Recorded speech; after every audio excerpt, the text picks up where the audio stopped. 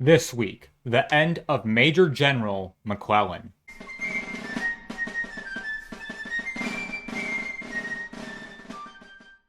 But first thing this week, a cleanup from last week. Ohio's 3rd Congressional District.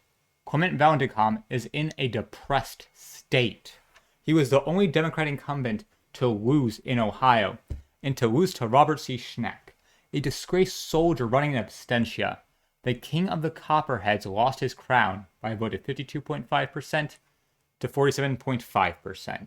On the 9th, a moment that has been a long time coming. Major General Ambrose Burnside receives word to take control of the Army of the Potomac.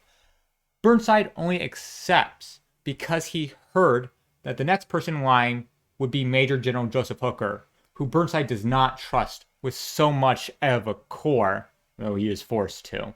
McClellan is not given a command in place of the Army of the Potomac, and he writes to his wife, "Those in whose judgment I rely tell me that I fought the battle splendidly. That was a masterpiece of art.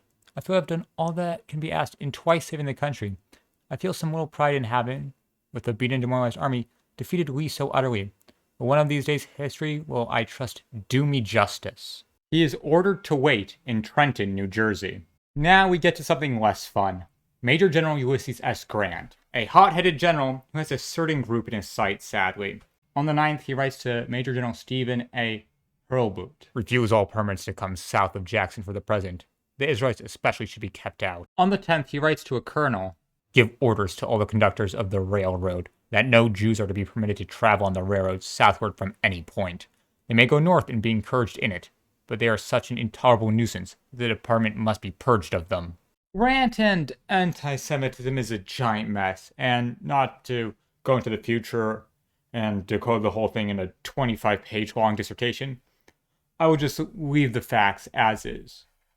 Fellow YouTuber Sam Aronow will be covering it most likely in one of his future videos. I'll link to his channel down below. It covers Jewish history, and when that eventual video comes out, it will be in the description as well. On the 10th, President Abraham Lincoln is informed of the trials of over 392 Dakota men. Some lasted barely 5 minutes, and of those tried, 303 are found guilty of murder or rape or other charges.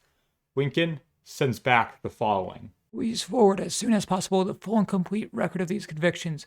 And if the record does not indicate the more guilty and influential of the culprits, please have a careful statement made on these points and forward to me.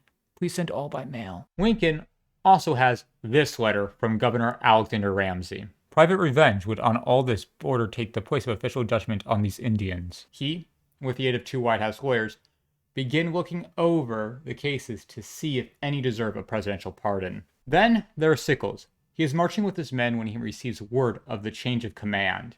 He is glad that the cautious McClellan is gone, but angry that his good friend Hooker didn't take over. He just has to continue marching with his men. They will be meeting with Burnside soon.